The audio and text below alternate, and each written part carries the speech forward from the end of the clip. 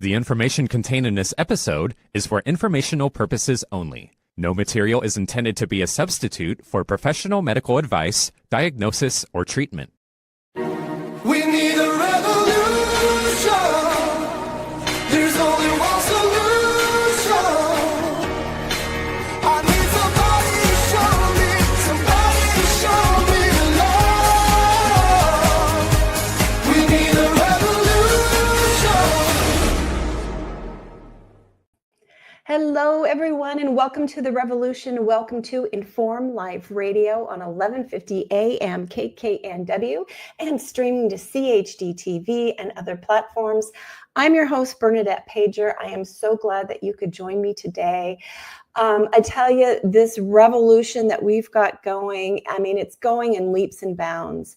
What's going on at HHS and CDC and other areas, it's like miracles that I never thought I would see. And moving on toward the new year, there's going to be even more wonderful things to come. I just, it's in the air.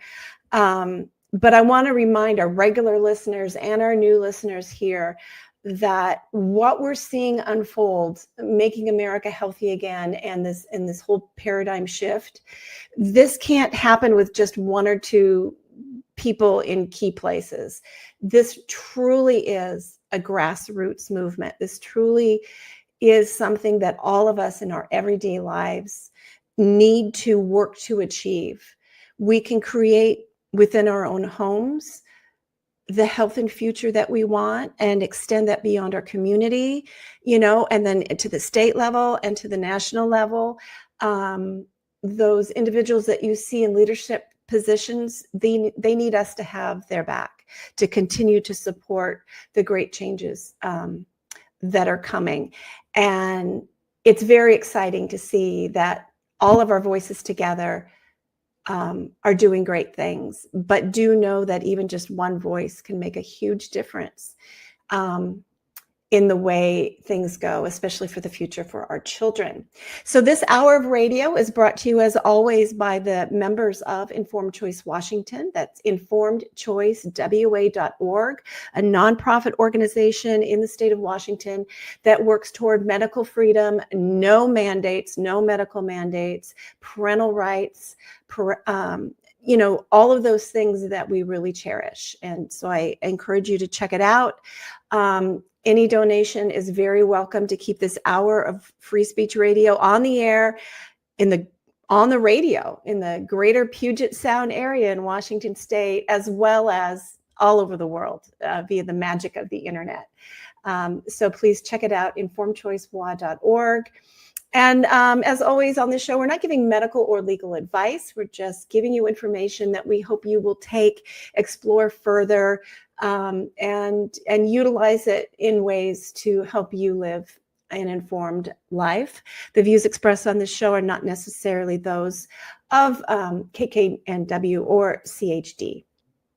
And so with that, I'm really excited about our subject and today's guest, because, if you have not yet set your New Year's resolution for 2026 to come, you likely will soon. And everybody, it seems like, at least has a little something about their health at this time of year. Looking forward, what can I do?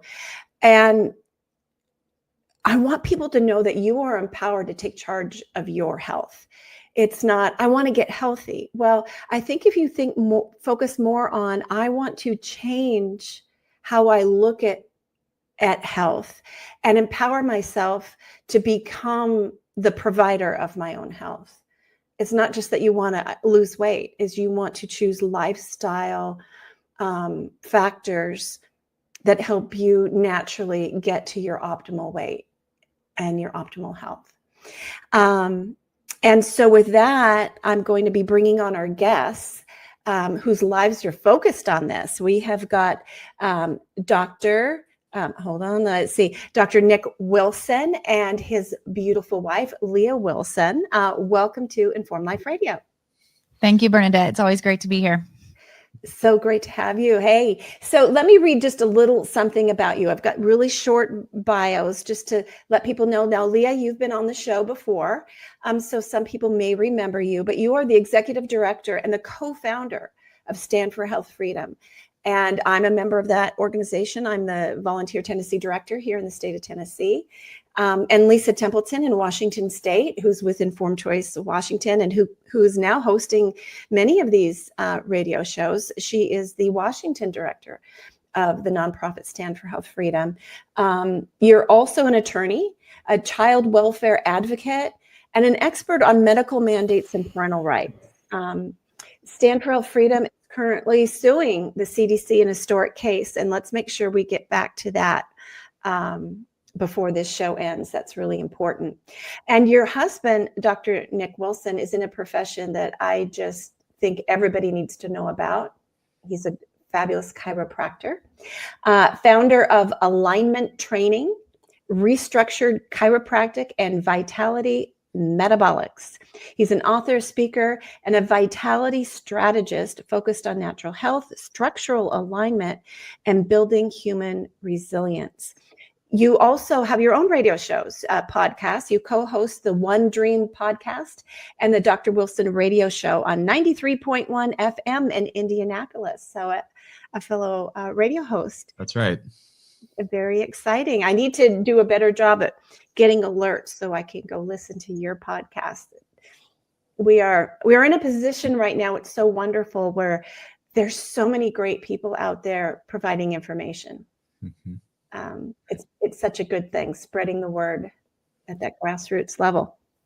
It is such a good thing. And it also is part of the dilemma, right? Because there's so many voices now. There's so many voices in especially the natural health space. And I'm so thankful that there's so many new voices in the space. But Yeah. what I find is that a lot of people are, Bernadette, they're overwhelmed by the amount of information and now the social media influencers. And it's just like, Yes. what do I do with all this? Yes. We do, each of us have to figure out, you have to tune out things that you just don't have time. So that does get overwhelming. But I also like to think of it a little bit like a fabulous library. And I remember, because I've written some books, and in the very beginning when you're writing, you think, does the world need another book? There's millions and millions and millions of books and nobody's read most of them. Why would the world need what I have to say? Mm-hmm. And then I think about myself going into a bookstore or a library, and I look at all the titles and I pick up and I read a few sentences. Doesn't catch me. And then I pick up something and I read it, and it pulls me in, because what that writer is saying and how they're saying that writer's voice resonates with me. And so of all the books on the shelf, that's the one I'm taking home. Mm-hmm. And I feel like it's the same way with this whole revolution in health. Is not, you'll taste all of these things. You'll listen to podcasts. You'll look at the books, the websites, all this information. Not all of them are going to resonate with you as something that you want daily or weekly in your life. And that's okay. Pick the ones that fill you and that make you feel good. Mm-hmm. And the book you guys have written is going to make a lot of people feel good. It's going to tell this story of reclaiming your health in a way they haven't heard before. Mm-hmm. And they're going to go, I need this. This is my guide. It's interesting that you opened up with taking charge of your own health and being the one who's in charge of your health care, because that's our message. Yes. It's being the CEO of your own health and being the quarterback, if you will, of your own healthcare decisions. And and we have to reclaim that. That's the most important thing, because I've found many people outsource their health to the quote unquote experts. Mm-hmm. That's a tough place to be. It's a tough place to be if you're the expert on the other end of that. And it's also a tough place to be if you're the one outsourcing. Yeah. And I think we're coming out of a cultural era of people really empowering a lot of aspects of their life to other people. It's a little bit easier. They don't have to take responsibility. And I'm guilty of this as well. You know, you make the other people responsible for knowing and telling and whatever. And you go to them, they say, oh, nothing you can do, just take a pill. And it's the easy answer. And we found when COVID hit, and so many in this nation were in that place of just compliance and doing what they were told and not really feeling like they had the knowledge or ability to make good decisions on their own. We saw how dangerous that was. Mm-hmm. And people realized that, yes, it's a lot more work to think critically, to research, to make your own decisions. But if you don't do that, you're in trouble. Mm-hmm. Other people will not have your best interest at heart. Yeah. So I'd like to start with you kind of talking about where we are as in the United States with this whole standard of care that most people are experiencing and feeling very frustrated in, if you don't mind. Yeah, well, I mean, the short answer on this is that, you know, America's healthcare system, it's in trouble. And I think people are seeing that with Make America Healthy Again, that there's been this awakening. You mentioned COVID, Bernadette. A lot of people's eyes were opened during that time frame of, hey, I don't want protocol medicine. I don't want coercive medicine. I hear it on my end where people will come into my practice saying things like, I just don't ever want to go back. I don't want the flu shot being pushed on me. Or I don't want to be put on another statin medication or whatever it is. Mm-hmm. And the problem is that, you know, the institutions that have made those decisions during COVID, they've not changed. No. You know, they those institutions haven't written the apology letter to the American public. Like, we're still waiting on that, the admission. Yes. The admission of guilt. And the foundational problems, we talk about this in the book, Rockefeller medicine, the foundations of what we call capital M medicine, is the medical industrial complex. The moment that it stopped being about health and being about and really profitable for people to remain sick and manage sickness is the moment it stopped being real healthcare. Yeah. It's not a system of getting sick people well. It's a system of symptom management and compliance. And we as a country, we might have the best doctors in the world. We might take the most pharmaceuticals in the world, and we might have spend the most money on healthcare in the world, but we have the worst health outcomes. Absolutely, the worst health outcomes. And you're so right to bring up that the framework that brought us COVID at every level is still there. And it's up to us to change it. And we change it at the individual level most. I mean, obviously we want top-down changes as well, and some of that is happening. But really, we are empowered as individuals. You just stop choosing the sick care system. That's right. The symptom management system. You find, and that's what your book, Reclaim Vitality, is all about, because it's a guide. So where do I even begin? Well, you begin here, you know, and you explain where we came from, and where you want to go and why you want to go there. And to me, it's so, the whole concept is so, it just makes you feel empowered. It's like, I can do something about this. I don't have to just, you know, roll my eyes and go along, but I can be empowered. I want to let people know that the book isn't out yet. January 20th is the release date, right, of this book. So it is, it's your New Year's resolution to reclaim your vitality. So go ahead and pre-order it, you know, and then just know early in the new year, it's going to arrive and you're going to have this.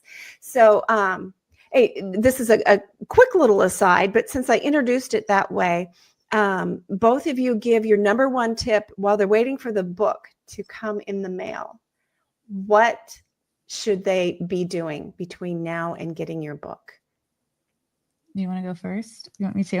I want you to. Yeah, that'd be great. Okay. Well, first of all, I just want to kind of piggyback on it's all about choosing where we want to go, which is the point, picking that post in the distance of where are we going? What are we going toward? And the standard of care that you mentioned in this country is not a standard of health. It's a standard of compliance, and it's a standard that insurance companies use to measure reimbursement and to take you through a system that has certain solutions for you, where it's our job to choose the solutions that align with our goals. And so it's simply deciding whether or not the first thing, so I'm going to give you the first tip is, am I going to sit in front of providers who tell me there are no options and no hope?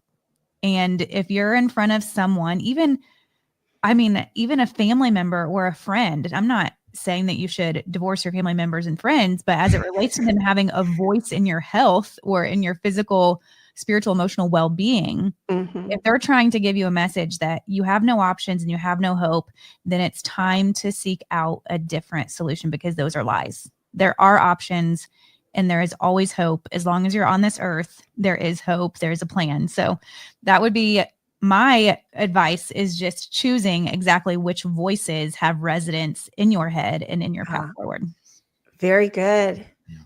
Well, and I love how Leah said, the choosing the post in the distance. It's that vision for your personal health. If you're going to be the CEO of your own health, you better be bringing vision to the table.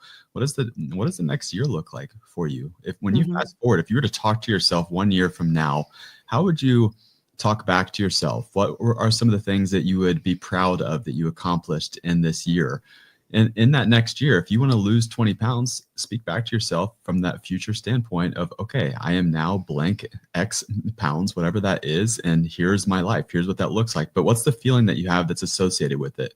Go deeper than just the numbers on the scale. If that's your goal, go beyond that. What does that mean for your life? What does that mean for the decisions that you've made? What sense of pride do you have welling up inside of you? These are things that really matter most, especially Bernadette, you mentioned the New Year's resolutions. Most of them fail. I think people understand that most New Year's resolutions fail, but they don't understand why. Last year we helped over 2,000 people walk away from conventional medicine, but you have to then know what you're going towards. Most people, they are very, it's easy to identify what they don't want. They can very easily identify, hey, I don't want more medications. I don't want more weight. I don't want more surgeries. But when you ask them, okay, what do you really want though? They have a lot of difficulty coming up with that answer. And so you have to clearly identify, what is it that I do want and where am I going over the next 1, 3, and 5 years? And take time with this. This is important. Take the time to journal. Take the time to get the feeling behind it. And retrospectively look back and see, what have I done in the past? Maybe that hasn't worked. And that's the very definition of insanity, is continuing to repeat the same things that we know don't work. Exactly. And, it makes me think that we want to make sure we don't fall into the same trap as standard of care. Having too much body weight right now, that's a symptom of not being healthy. Right. So, you don't want to just treat that symptom where the real goal is health. And when you're trying to achieve health, the weight begins to normalize and optimize to where you're meant to be. And I think not focusing on symptoms, but underlying root causes of the things. And then for me personally, and I don't know, Leah, you can probably identify with this too, and probably Nick too, but I think of a lot of this is sort of a maternal a feeling of, you're sort of driven. You will do things for your family. A family member wants something, to eat special, and you're tired, but you love them and you get up and you do it for them. You make that special something for them. But if you want it, you might not do it for yourself. We have, I think, parents often think of self-care as being a little selfish because they're doing for others, but then they won't take that time to do for themselves. So I do want to give people permission, like self-care is not selfish care. You need to do that so that you can be given, and don't focus on the symptoms so much as that underlying health. So Nick, you mentioned something really interesting. You said that you've helped 2,000 people just this past year leave conventional medicine. Explain what that entails. Yeah, and so that's different spectrum. On the spectrum of wholeheartedly exit. Leah and I haven't taken a drug in over 20 years, not an ibuprofen, not a Tylenol. Our kids have grown up vaccine free. It's one of the reasons why we started Stand for Health Freedom, is because our own personal children were not fully vaccinated according to the CDC's recommendations. And when we were taking foster placements, they took away our foster license because our kids were not fully vaccinated according to their recommendations at the time. And so we fought that, Bernadette. I mean, we fought it hard all the way up. And when we realized it was too big to fight, but also too big to let go, when they threatened to never allow us to foster again, that's when we started Stand for Health Freedom, to make the voice of the people known. And this fringe thing at the time in 2019, where we were labeled as anti-vaxxers and with all kinds of, terms and quackery and all these things. Now people are realizing more and more, oh, maybe there was something to what they were talking about. We just saw Hep B get removed from the childhood, at birth schedule just recently. And so more and more of these things are less and less fringe. But it was out of that awakening that we started Stand for Health Freedom. And more people are saying, I don't want all of the capital M medicine's recommendations, whether it's the routine annual colonoscopy or the mammography, or it's the statin medications or the flu shot or the mRNA injection. I mean, people want less and less of the things that they're identifying as poisonous. And so we help people, okay, we know what we don't want. What do we want? And where does medicine, where does it come in? And so in the book, we talk about how medicine is great in two areas: in crisis intervention, emergency care, in those seriously and chronically ill. That's where it thrives. We have the best of the best in the world when it comes to that. But when it comes to getting sick people well, true sick people well, when it comes to actually health generation, we are the worst in the industrialized world at that. I love how chiropractors too, I know several of them, and if you are currently in the conventional healthcare system and you're currently on several prescription drugs, you can go to a chiropractor who will help you deprescribe. People think chiropractors just do an adjustment of your spine, right? It's just for back pain. But if you could, without naming names, patient names, but kind of explain to us the journey that somebody comes to you, and maybe the medications that over time you're able to help them get off of those medications because they no longer need them, because you've helped them achieve health. And they go ahead. Yeah. And that's the key is that they achieve health, and that's our target. So we don't, take somebody off of their medications. They work with whoever put them on if they need to. But what we do is we help them to build the systems to reclaim their vitality from the inside out, meaning getting healthy. And it's got to start with the nervous system, Bernadette. The nervous system is the most important part of our health. It's our brain and spinal cord. It's what controls everything, like our heart to beat, hormones to regulate, stomach to digest, food to then get assimilated. That is all happening because the nervous system is balanced. But the problem is most people that I see, their nervous systems are stuck in a sympathetic or chronic stress state. As if there's a threat, immediate threat, right around the corner. And when our nervous systems are stuck in a threat state, that fight, flight, or freeze, how on earth are we expecting our hormones to regulate properly? How on earth are we expecting our deep REM sleep to be established at night? How on earth are we going to digest food the way that we're supposed to, or assimilate that food, or even be the most energetic self, or our mitochondria, our powerhouse of the cell, to be fully churning? And so these are the starting place is really, okay, how is your nervous system functioning? What's the balance of your current state? So we do testing on the nervous system to see, hey, where is it currently? And then develop a plan of attack to first and foremost correct that if that's a problem. And then we work on micronutrients, and we work on the gut, and we make sure hormones are optimized. But it is a stepwise process over time, and it's got to start with the nervous system. Well, and a lot of people know that certain lifestyle choices put you in that fight or flight response. Modern life is very good, and our young people, of course, the video games, everything is all about, ping, ping, ping, kind of revving you up. And that, keeps your nervous system at this high alert level. And of course, there's environmental toxins, there's physical injury. Explain how, no matter the source of your nervous system being impinged in some way, how a chiropractic adjustment can help release that. Well, first, tell her about the 3 T's. Have you heard about the 3 T's? I mean, you've been a chiropractic patient forever. No, I haven't been a chiropractic patient forever. Just actually for like the last a little over a year, I've been doing it. But I've been interviewing chiropractors for several years now, and just became such a fan of it. The more you know the science behind it and what it can do, and I finally just practice what I preach and went and found myself a good chiropractor. Philosophy.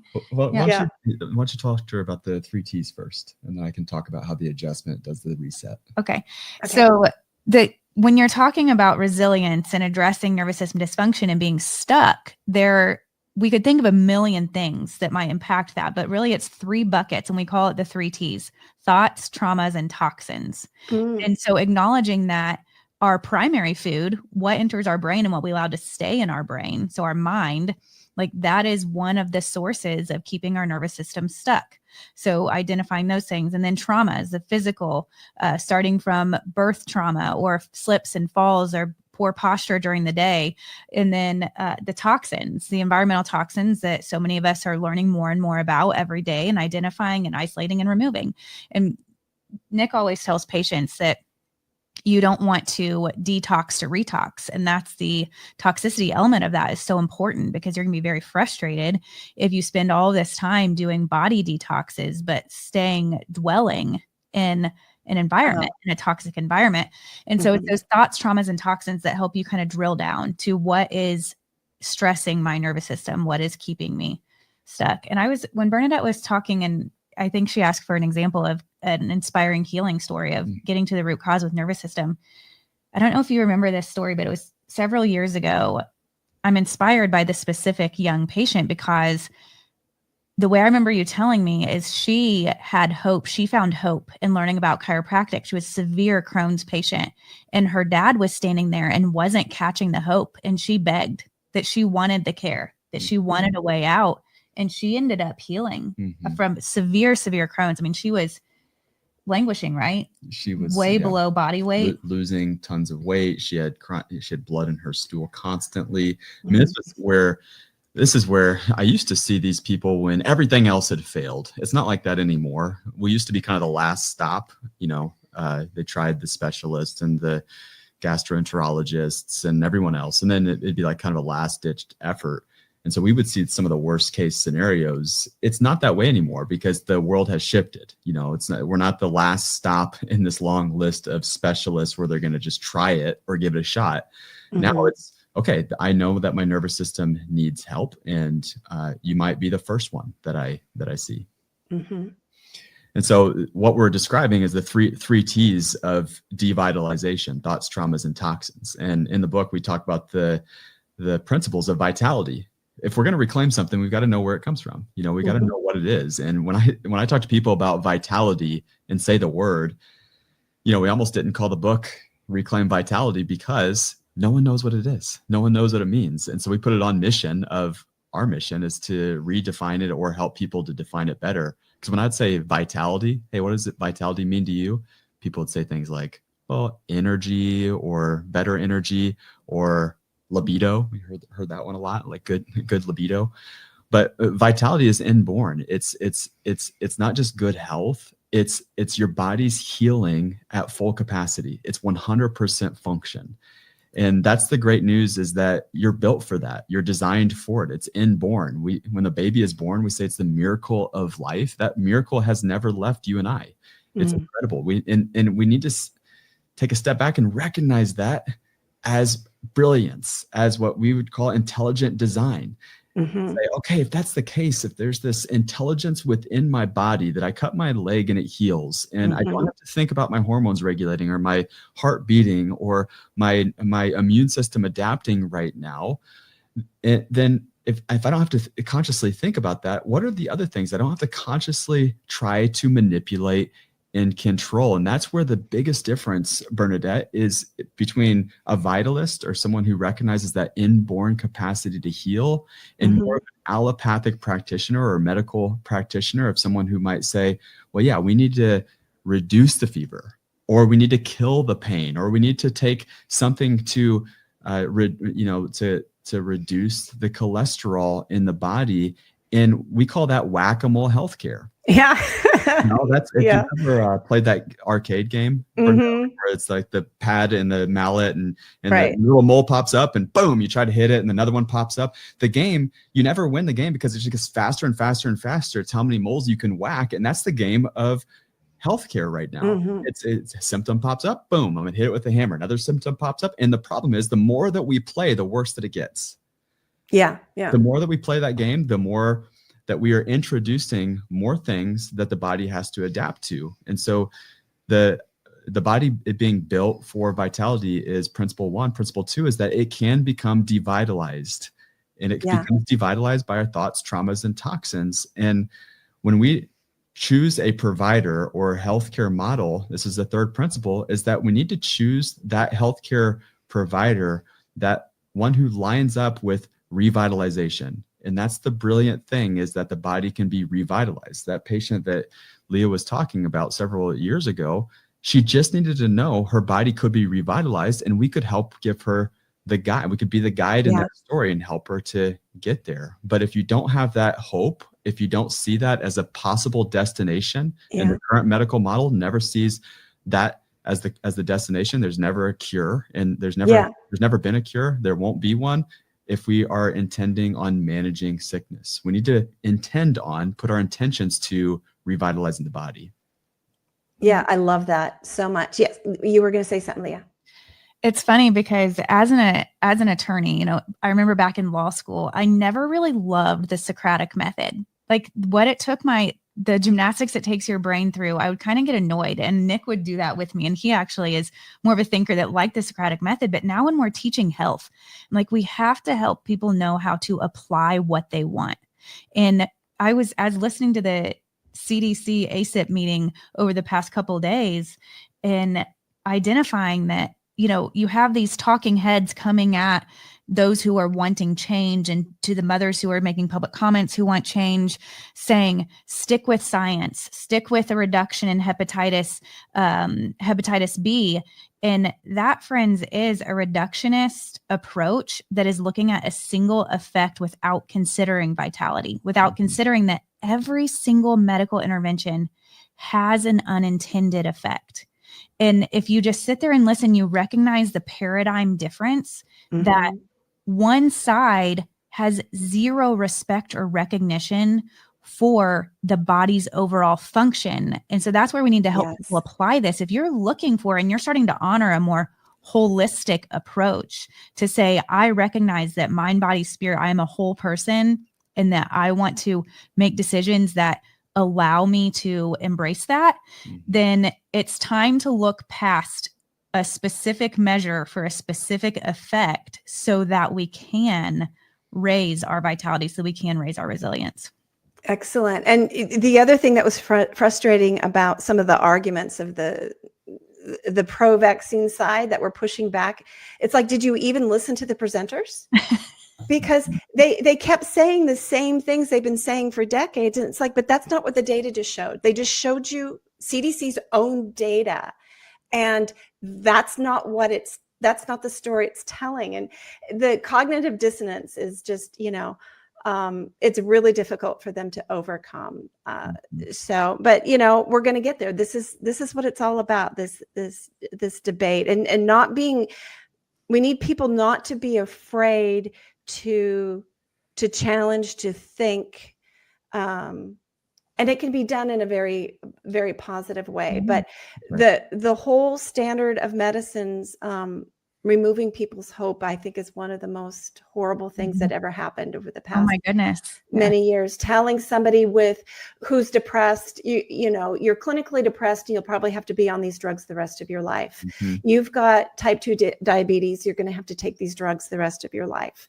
When, you know, and these things are curable, treatable, reversible through the building blocks of what your body needs to achieve vitality. And Bernadette, and what is the impact of those statements on human health in the first place? The nocebo effect. You know, most people are familiar with placebo. If you take the sugar pill, it's told it's going to do one thing, and it does that in the body. It wasn't actually the medication. It was the placebo effect.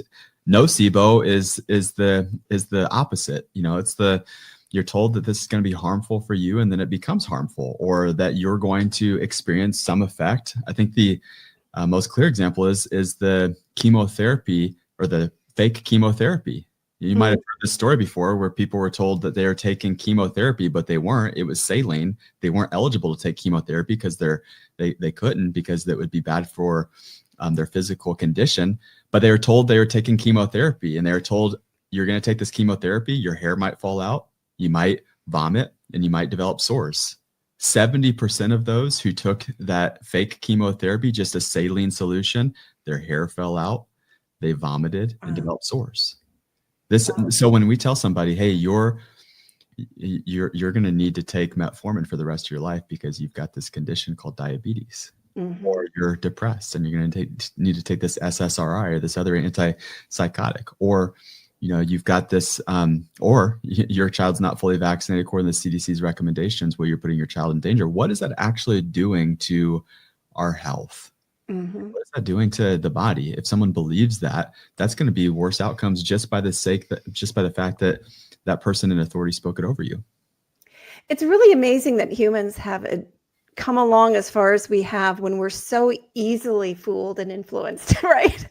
I mean, just suggestion, the power of suggestion is amazing. I've heard people speak. I mean, just the idea that you can think of, say, slicing a lemon and then sucking on the lemon can make your mouth water. Thoughts trigger physical manifestations, physical things to happen. I've heard of people, the doctor grabbing the wrong file and telling the patient in front of them, sorry, the lab result says that you've got 2 weeks to live. Right. And it was the wrong patient, and the person dies in 2 weeks because they were told you've got 2 weeks to live. And so I think if we begin telling ourselves, I am healthy and vital, and I can achieve health. If you just tell yourself the right story, you can nocebo your way in a positive direction. Our thoughts really can physically impact our being. Well, that's what I like to tell moms is you need to expect things to go well. You expect your pregnancy to go well. You expect your birth to go well, and you expect that baby to thrive. It's one of the most powerful things we can do for our children's future is that expectation. Yeah, we talk about developing mental fortitude. That's one of the 7 virtues of a vitalist that we talk about in the book. And developing mental fortitude requires action. It also requires intention. But we talk about the first voice wins. The first voice in your day wins. And so who are you giving that first voice to? Is it social media? Is it online? Is it news? Is it, what is that? But when you start your morning off with intention and on purpose, and you are doing the things that Leah's talking about doing, of like setting your mind to what you really want, well, you're at least starting out on the right foot, but also you give yourself an opportunity to thrive, really. And so first voice wins. So who gets the first voice? Is it social media or email, or is it, your nose is in scripture, or that you're going through your morning routine? Yeah, I love that, starting the day with that. Wouldn't it be wonderful if schools, every time you went into the class, the first thing they did is offer you hope, let you know that you're brilliant and you could do this. And, it would be nice, instead of like, here's your grade back, you got a D, go talk, to the principal or whatever. Right. So then again, the name of your book, Reclaim Vitality, Nick and Leah Wilson. when you're out there looking, there's a couple of books with a similar name, so make sure you get the one by the Wilsons that's coming out. For our last bit of time here, I want you to talk about the 3 principles of vitality, how health is restored and optimized. Let's focus on that. Yeah. So this is what I was talking about with principle 1, is that your body's designed for vitality. So the number 1 principle is to recognize that you're designed for it, is that you're built for it. It's evidenced by just about everything you see. Just when you put your hand on your chest, you can feel your heart beating. Your lungs are inhaling. Lots of evidence that your body is working towards resilience and adaptation. Bernadette, you mentioned the lemon. I just did a class on this early in December, and I use that exact example. And so I had people close their eyes and slice the lemon. Now put it up to your nose and smell the lemon. And now it's freshly cut. And now put it up to your lips, and now take a big bite into the lemon. And everyone's eyes were closed. And I said, okay, open your eyes. Who got the saliva? Everyone raised their hands. Yeah. There are physical things that happen because, and really physical chemistry that is being created because of our psychological state. And so the body being equipped perfectly to heal, and then it's preparing itself for whatever we are thinking. That's one thing. So you're biting into that lemon, it's preparing your body for digestion. So what are the other things that the body's preparing for that's in your mind that you don't even know is existing? Right. Wow. Just like when, we tell patients that if you cut your leg, you can watch it heal. It's going to heal. So why would you doubt that is happening internally when there's things that need healing, that the body is sending the proper response at the right time? It's always doing the right thing. And just that expectation that our bodies are going to bat for us and not against us. Yeah. It's that next decision. Every next decision. You're like, where do I start? It's like you start with your next decision. And looking at your next decision in that way. Yeah, this is how you become principled. This is the idea of, Bernadette, you started off the show talking about having governor over your health and healthcare decisions. And in this world of there's so many voices and whatnot, you can kind of pick and choose and what resonates with you. And we talk about living by principle. And this is what we mean, is that the principle is that your body is designed for health. Yes, it can become devitalized. That's principle number 2. And we recognize there's things that cause our bodies to become devitalized. Thoughts, traumas, toxins, the foods we eat, the drugs we take, household cleaners we expose ourselves to, our cosmetics, being very intentional with the things that we're putting into our body because it becomes part of our body. It changes our epigenetics over time. And when you understand that, you start asking different questions. Instead of saying, oh, well, I downloaded the app that tells me if this bag of chips has bad ingredients in it. And it's like, no, is it adding to your vitality or decreasing it? You don't have to be able to measure exactly what this changes about your blood or, your brain or whatnot. It's like, is this adding vitality or taking away from it? Yeah. Is it blessing my body? Is this life-giving? These are, we talk about food by God versus food by man. Is this food that was created for me? Is this going to bless me? Is this going to be life to my cells? Or has this been manufactured or made in a lab? Is this GMO? Is this man-made or is this God-made? And so we like to delineate that. I love that. And if you need a man-made app to tell you if a food is good for you, it's a man-made food. You don't need an app to tell you an apple is good or that grass-fed pasture-raised steak is good. You know that, right? A man-made app. That's amazing. Just don't distract yourself, sister. Just go get God food. Get God food. Exactly. Yeah. And the problem is that when both are sitting there in front of people, it's got to come back to your commitments, though. Your commitments have to be stronger than your current feelings, because when an apple and donut is sitting on the table, let's say, we see this sometimes in churches when we go out, there's Dunkin' Donuts or whatever it is out there. And then there's a few apples in the bowl, and there's a few apples and a lot of donuts. At the end of service, all the donuts are gone and there's still a couple of apples there. Like that person probably knew that an apple was a better choice than a donut in that moment. But what is your commitment? Your commitments have to be stronger than your current feelings. And what are you committed to? That's really the question. Starting the year off, since we did discuss that, starting the year off, what is your commitments? What are your non-negotiables? What are you committed to no matter what? And I would challenge the audience is identify food by God versus food by man, and are you committed to it? Yeah. Because if the body becomes devitalized, again, the third principle is that every intervention must align with revitalization.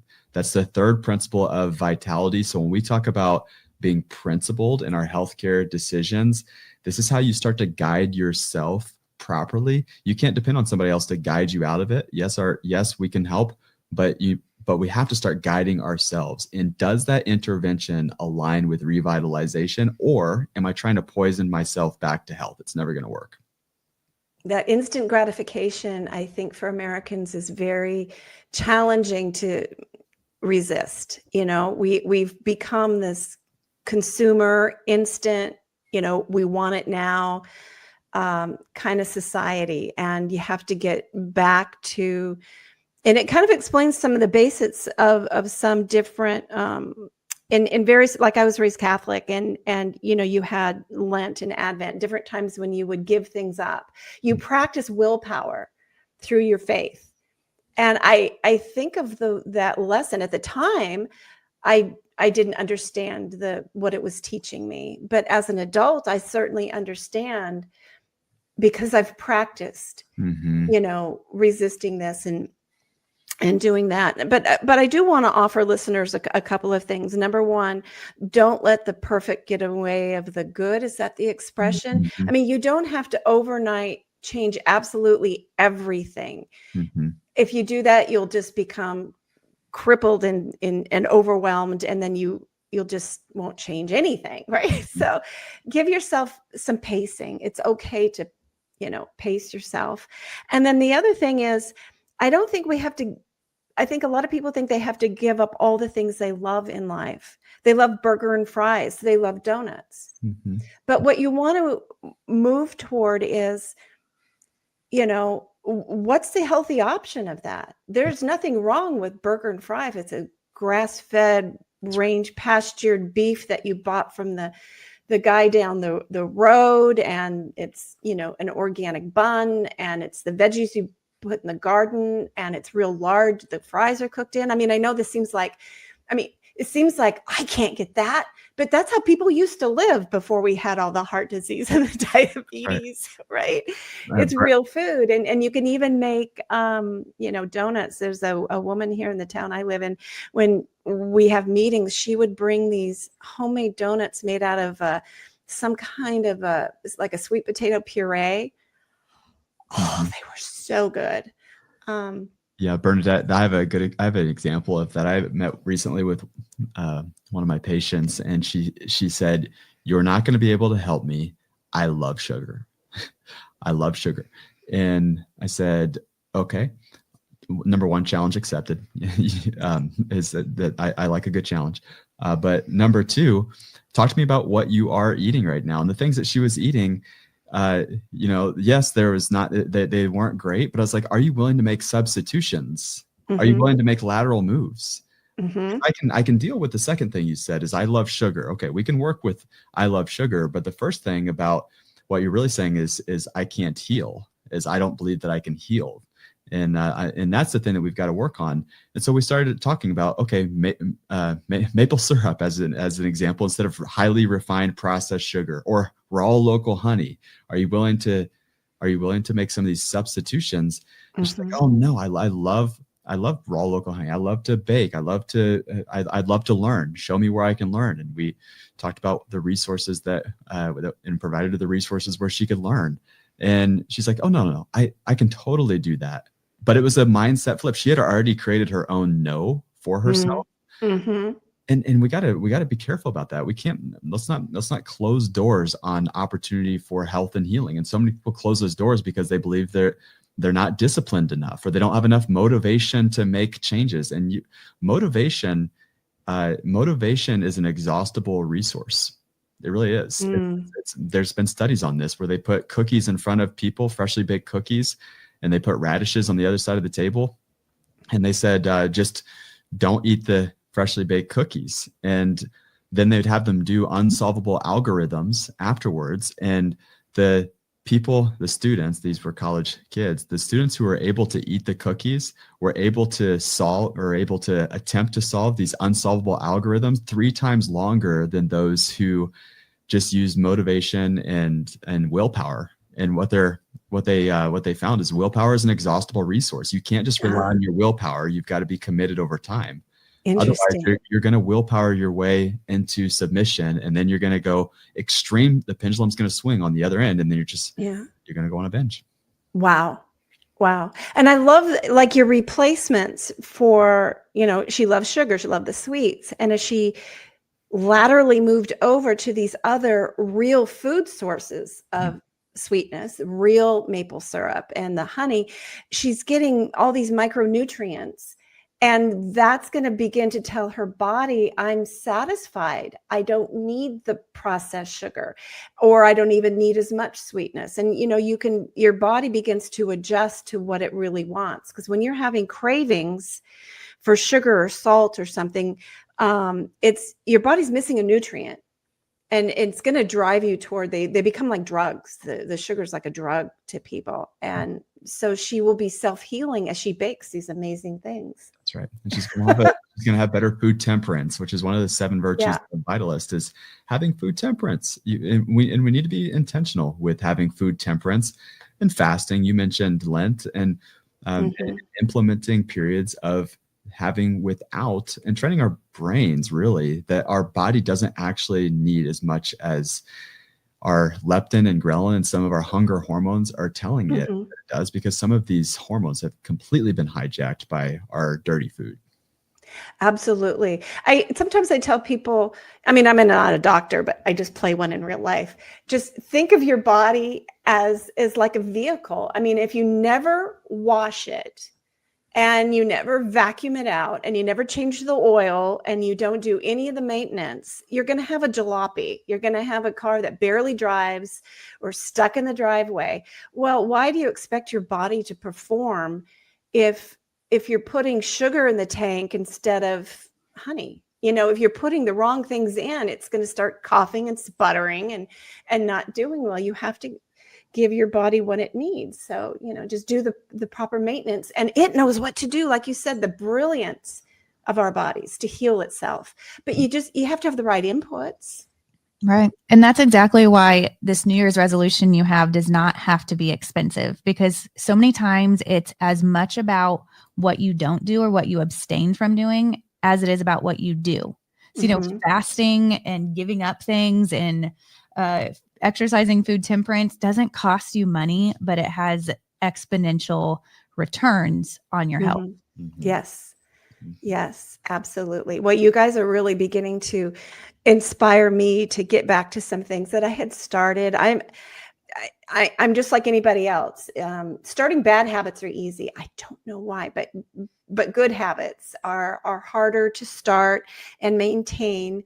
And I've been wanting to, I'm in my early 60s now, wanting to just kind of get stronger physically, do those core exercises. And when Bobby Kennedy was going around and doing all these challenges with push-ups and chin-ups, I still can't. I've never been able to do a chin-up. I hope I'm going to try by the end of the year to be able to do one chin-up. But I went from being able to do one push-up. I can now do 10 or 11 push-ups in a row. That's amazing. and that's not a lot, but it's like, okay, I'm going to see what I can do by the end. And it's just, and I like to work, but I don't like to exercise. So what I find, and maybe this will help some people, is if I'm in the kitchen doing this or that, I think about push-ups, and I just drop to the floor and do it. Because so good. I'm just going to do it now. I'm going to sneak it in because I just don't want to go reserve 20 minutes here or whatever. So I managed to sneak things in my everyday life. We're down to the last minute or so here. So final words, 1 minute. Final words, Leah and Nick. Yeah, I think you were saying, it's easy to develop the bad habits, but I think one of our sharpest tools is to put ourselves in community that are going to do things with us. Speak up, talk about what you're committed to, so you find others who are in it with you, because isolation is something that is a recipe for disaster. So we're excited to not just help the 2,000 people we're allowed to are able to help last year, but get this information into as many hands as possible so we can create an army of vitalists, so we can be more resilient families and truly make America healthy again through governing our own health and vitality. Yeah, and that's the key, is make America healthy again starts with I. It's really Miha, not just Maha. It's make I healthy again, make me healthy again, make my family healthy again. And it's got to be a grassroots thing. Absolutely. Thank you so much, Dr. Nick and Leah Wilson. The book is Reclaim Vitality. Thank you so much for being on the show. I look forward to having you back on in the new year. Okay. Absolutely. Talk soon, Bernadette. Okay. You've been listening to Inform Life Radio on 1150 AM KKNW and CHD TV. We'll see you next week. Take care.